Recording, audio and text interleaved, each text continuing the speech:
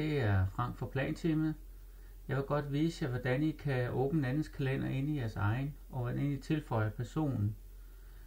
I går op i værktøjslinjen, og så finder I her åbn kalender, og klikker på fra adressekartotek. Og så klikker jeg her, og der skriver jeg et navn, som jeg godt kunne tænke mig. Palle. Og jeg skal have fat i Palle Christensen fra Tømmerteamet af. Og I kan se, at han er markeret med plov hernede, og der klikker jeg på kalender. Og så klikker jeg OK. Og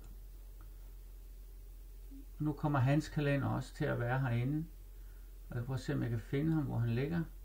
Han ligger nederst under delte kalender. Nu har jeg lavet sådan nogle inddelinger i forskellige grupper.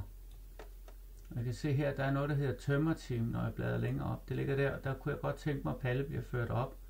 Så jeg scroller lige ned, og jeg tager fat i Palle med venstre musetast, og fører ham bare opad, indtil jeg rammer Tømmerteamet. Jeg skal lige lidt højere op endnu. Der.